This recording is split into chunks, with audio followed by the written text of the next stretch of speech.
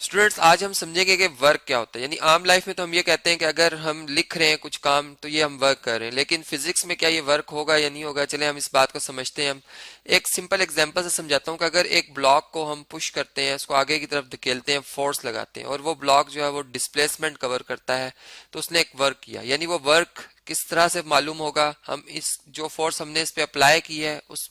Force की magnitude को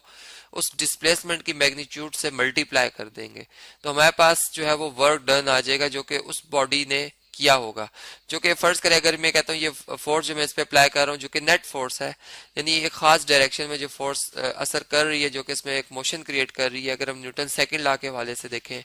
और फर्ज करें इसने जो डिस्प्लेसमेंट कवर किया इस बॉडी ने वो 1 मीटर का किया है, तो ये हमारे पास जो इस बॉडी में हम ये कहेंगे कि जो एनर्जी आई है, ये वर्क करने की सलाहियत आई है, वो कितनी आ गई है, कितने जॉउल्स आई है, वो अब हम इधर मेजर कर सकते हैं। और उसके लिए हम क्या करेंगे जी, फोर्स की मैग्नीट्यूड 10 न्यूटन को मल्टीप्लाई कर देंगे डिस्प्लेसमेंट की मैग्नीट्यूड से, यानी डिस्टेंस से, तो 1 मीटर ये हमारे पास आ जाएगा कितना जी, 10 न्यूटन मीटर। यानी जिसे हम जॉउल्स भी कहते हैं। यानी जॉउल्स जो है बेसिकली वो एनर्जी का यूनिट है, जो कि वर्क भी एक हमारे पास एनर्जी, जो कि हमने यहाँ से देखा।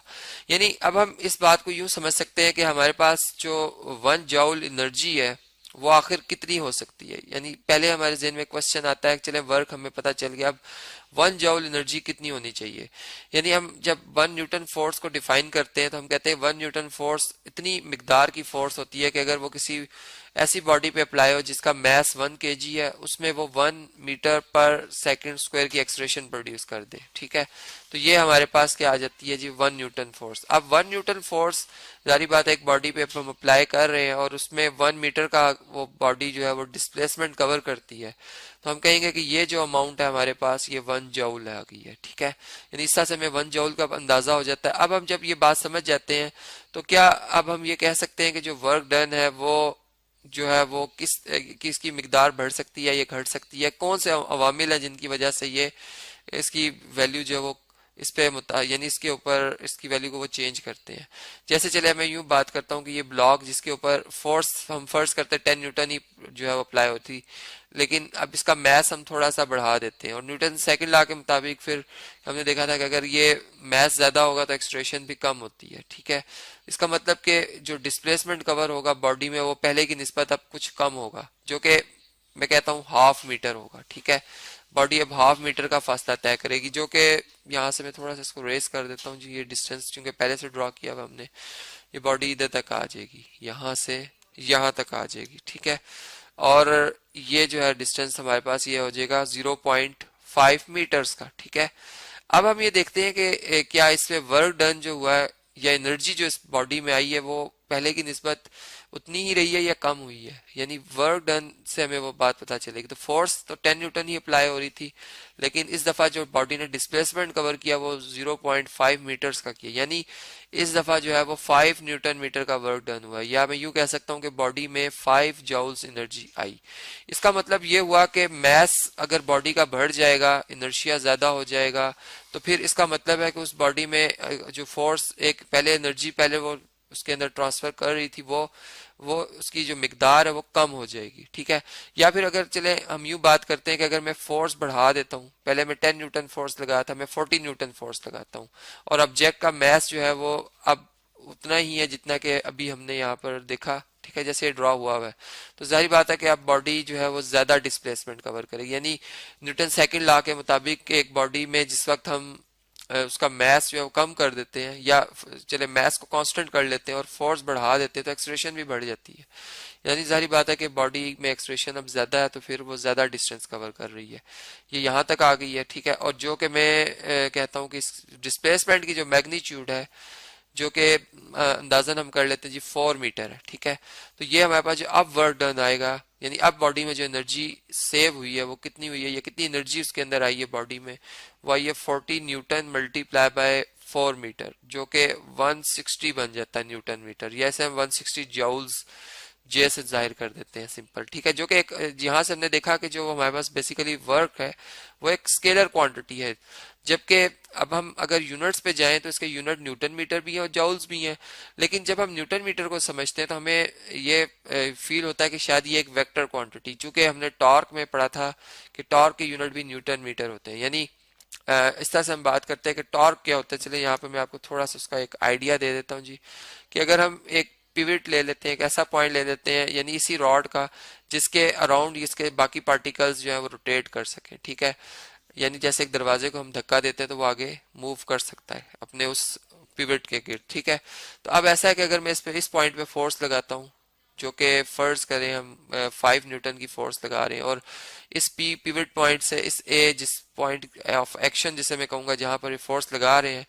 ये इस फोर्स के परपेंडिकुलर जो डिस्टेंस है जो कि मैं डी से जिससे जाहिर कर रहा हूँ, अगर फर्ज करें ये हमारे पास जो है वो अगर 4 मीटर हो, ठीक है,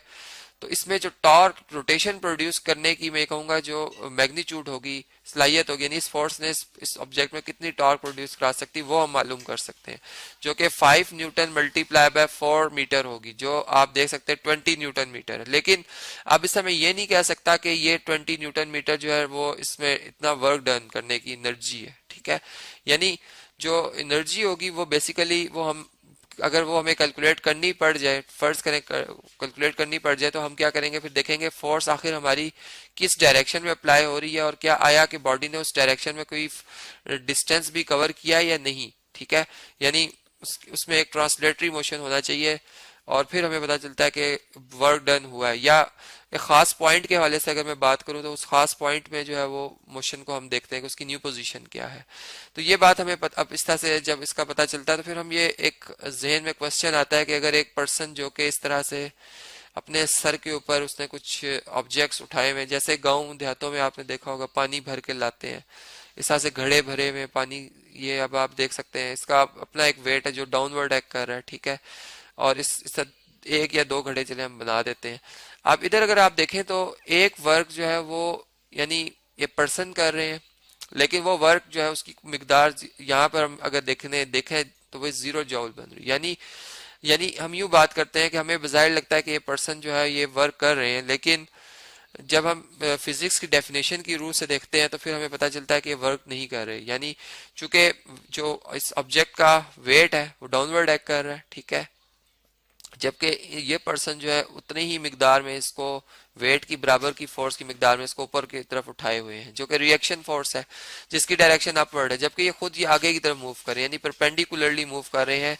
जो इनका डिस्प्लेसमेंट है वो परपेंडिकुलर है अप्लाइड फोर्स के। इसका मतलब कि जो फोर्स की डायरेक्शन में बॉडी जो है वो डिस्प्लेसमेंट कवर नहीं कर रही, इसलिए वर्क डन जो होगा वो हमारा 0 जॉउल्स हो जाएगा। इसी तरह अगर मैं यूं कहूं कि ये जो ऑब्जेक्ट है जो कि घड़े पानी के रखे हुए इन्होंने ये भी वर्क कर रहे हैं, ये वर्क किस तरह से कर रहे हैं, यानी ये कितना वर्क कर रहे हैं, ये अगर हम देखना चाहें तो ये इस तरह से हो सकता है कि ये फोर्स जो ऑब्जेक्ट इस पे लगा रहे हैं इस पर्सन पर वो कितना लगा रहे हैं जी, वो W इसका अपना वेट जो है वो इस पे फोर्स लगा रहे हैं। और अगर ये पर्सन फर्ज करें नीचे की तरफ बैठ जाते हैं उस वेट को यानी उस बर्दाश्त नहीं कर पाते और अपनी नॉर्मल हाइट से नीचे हो जाते हैं कुछ कुछ फासला, यानी फर्ज करें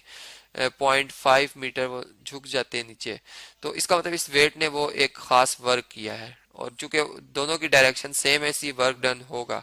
लेकिन अगर फर्ज करें पर्सन इसी तरह स्टैंडिंग पोजीशन पर है और वेट डाउनवर्ड एक्ट कर रहा है जबकि खुद ही आगे की तरफ मूव करें, तो फिर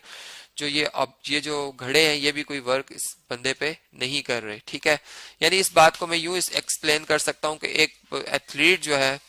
एक एथलीट जिस वक्त एक वेट लिफ्टिंग करता है, ठीक है, वो अपने सर के ऊपर इस तरह से बाजुओं से इस तरह से जो है वो डम बेल जो होता है वो जिसमें एक रॉड और उसकी दोनों तरफ जो है वो कुछ वजन जो होता है वो अटैच होता है, अगर इसको उठा कर खड़े हैं वो, ठीक है, तो और उनके मुताबिक क्या ये यानी वो समझ रहे होंगे शायद मैं कोई वर्क कर रहा हूँ, लेकिन ये वर्क नहीं है। यानी फिजिक्स के वजह से ये कोई वर्क डन नहीं है, चूंकि बॉडी पे आप मुसलसल फोर्स लगा रहे हैं लेकिन बॉडी कोई डिस्प्लेसमेंट कवर नहीं कर रही। लेकिन अगर ऐसा हो कि ये इस एक्सरसाइज के तौर पर इसको ऊपर लाएं और फिर इसको अपने हाथ को इसी तरह से यानी यहाँ तक इसकी पोजीशन चेंज करें, ठीक है, इस तरह से ये इस पोजीशन पे ले आए फिर इससे, ठीक है, फिर इसका ऊपर लेके जाएं, तो अब इस तरह से अगर हम देखें